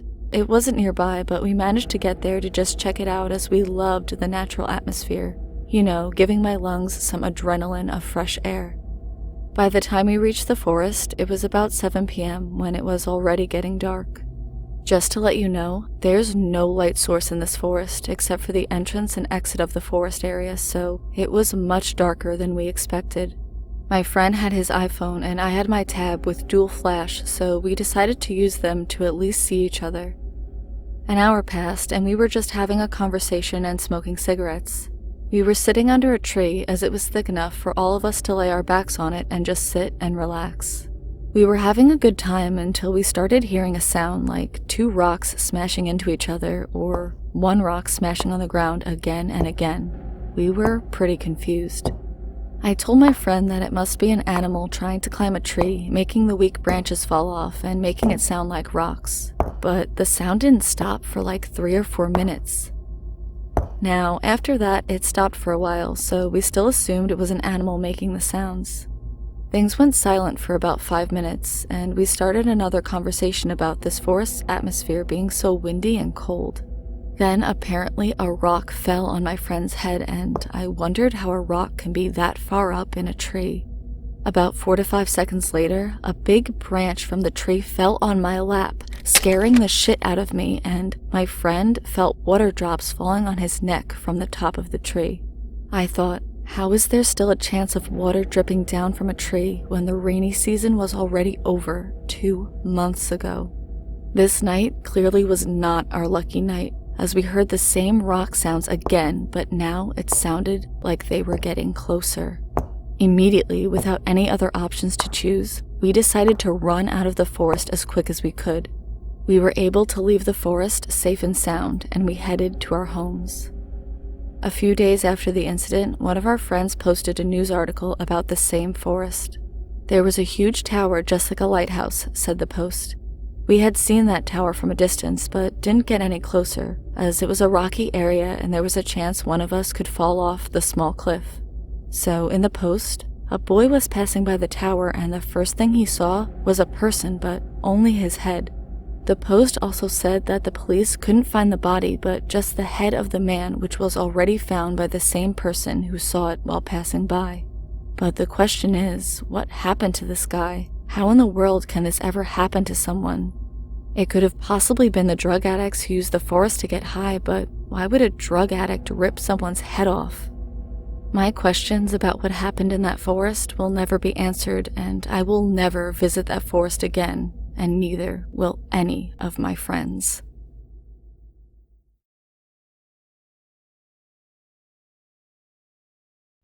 This past year, one of my son's junior high school classes went on an after-school field trip. It was on the anniversary of one of the USA's worst man-made disasters. Any one of the history class's students were invited to join in on going up to the St. Francis Dam to recall a minute-by-minute leading up to the dam breaking. So I've always been interested in what really happened when the dam broke. At 10:30 p.m., March 26, 2000, everyone met in the parking lot of the school. We all drove our own cars. I know there are a lot of spirits in the canyon in which the dam was built, and I knew I would see one that night. We had to hike in the dark up the side of what was once the St. Francis Dam. The dam was built in 1928 by Mullenland.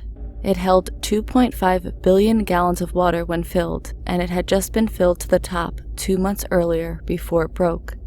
The day it broke, it had been checked out by Mullenland himself and another engineer, and given the big OK, nothing wrong here sign, even though there was a good-sized crack in the dam wall.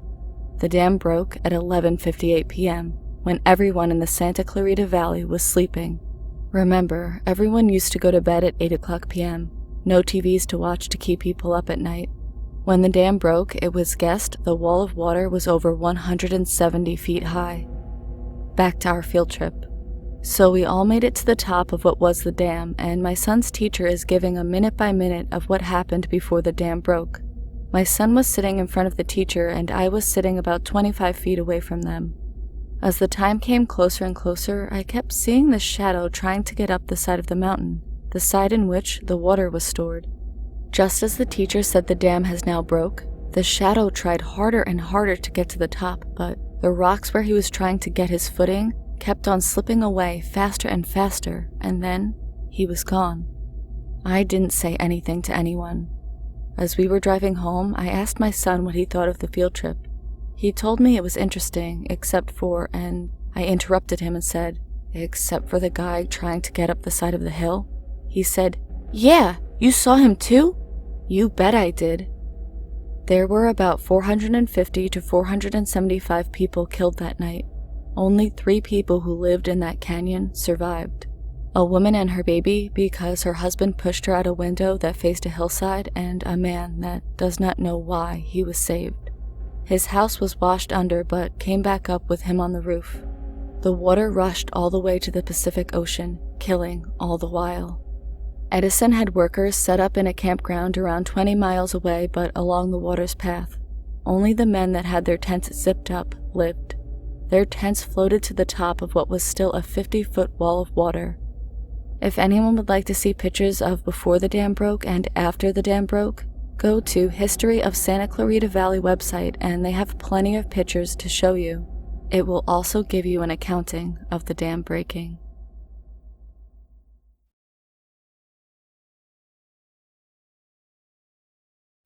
I have a few short experiences to tell. This all started when I was about 12. I'm 19 now. My sister Zoe, my father, my stepmother at the time, and her 2 daughters, Jade, my age, and Maddie, my sister's age, were camping. We had only been there for a day, and everything was fine. Then, me and my sisters decided we were going to go to the stream by ourselves. My father gave us a walkie-talkie so we could keep in contact while we were gone. Now, the place we were going to was surrounded by bushes, and you had to get there by going through a little path. We spent a little while with our shoes off splashing in the water until Jade said she could see someone standing amongst the trees. We all looked and saw a figure. It was black, but you could tell it was in the shape of a man. You couldn't see the face. We stared for a few seconds and then he disappeared. We forgot about it and kept playing in the water, but I felt a little uneasy. A while later, we all looked back wanting to know if he was still there, and he was. Everything was silent. I could hardly hear the rapids in the little stream. We stopped looking. After about 20 minutes, we headed back to the campsite. My sisters lingered behind, and I was about 20 meters ahead of them, but we couldn't see each other. I heard a twig snap behind me, and I turned to look, assuming they had caught up to me. Nope. I turned to see the tall, dark black figure literally a foot behind me, so I started running. The whole time I could feel him close behind. I ran as fast as I could until I was out in the open campground. He was gone. My sisters came out not long after, and I told them what happened. I asked, but none of them had seen him behind me. They were too far behind, and the path was windy, so they were around a corner from me most of the time. Throughout our camping trip, we didn't see him around as much, but occasionally we would see him just standing there. Fast forward a couple of years, and we go back there with my father's new girlfriend and her daughter, Stella. I can't recall this trip as much, but I know for a fact that Stella saw him too. 3 years ago, I started seeing him at my fucking house. Just anywhere and everywhere, really. One day, I was out in the backyard and I started to lean down to pet my cat when, in my peripheral vision, I saw him right behind me. I ignored him as he's never really done anything harmful, really. I turned to look solely at my cat as to block him out. As I do, I feel a hand grab my hair and tug. I immediately spin around. There was nothing there. I fucked off inside as I was a bit spooked. I now live with my boyfriend and can't say 100% if I'll see him again. I sometimes see shadows move behind me in the reflection of the TV, but when I look behind me, there's nothing, so I just chalk it up to a trick of the light. I did hear something recently. This is the most recent event I've had. My boyfriend's alarm went off for work, waking me up too. He switched it off but laid in bed a bit longer. I was awake then, facing my boyfriend's back, when I closed as it was smushed against the pillow. Suddenly, I shit you not, I hear someone whisper my name in my ear. It was so clear and I could even feel cold breath on me. I sat up and said to my boyfriend, Did you say my name?"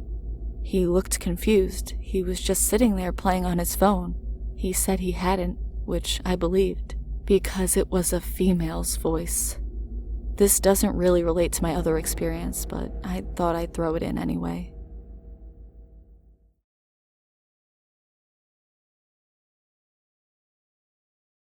I was serving in the military overseas in Yokosuka, Japan from 2012 to 2014. During my 2-year stay there, I settled down and began seeing a very lovely girl named May. May had told me she was pregnant with my child while I was on my deployment. I took responsibility for my actions, so we started to plan. 6 months into my 2nd year of service, during the winter, May gave me the news. My ship had been in dry dock for a year, and each ship, depending on how big the ship is, had a handful of duty sections.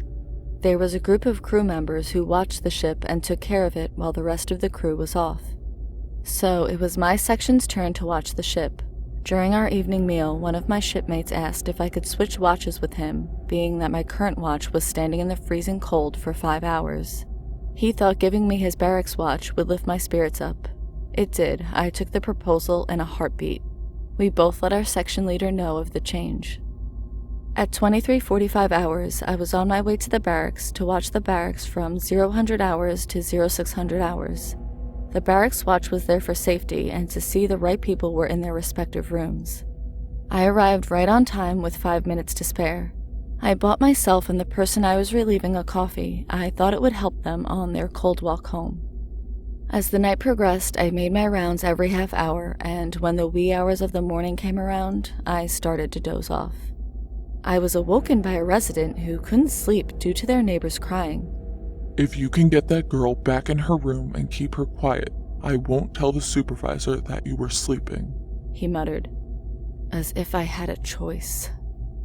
The barracks were 3 floors high and full of people, but at this hour, the silence had a certain eeriness to it, like you could hear your own heartbeat.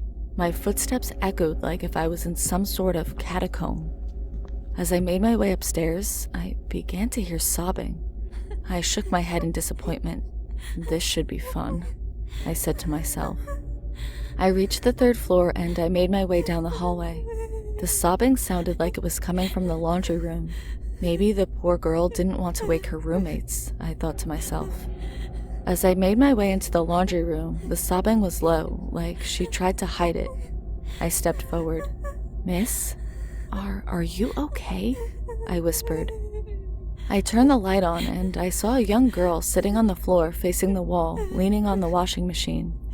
I asked again, "Miss, are you all right?" I put some strain on it so she may hear me past her sobbing. I still waited for a response but got nothing. It was late and I was tired and getting impatient. I got closer to her. "Hey lady, are you all right? I think you should call it a night," I yelled as I walked closer. Just as I did, the girl sprung up quickly. She looked sick, dark eyes, greasy hair, and she didn't look happy, like I ruined her crying game.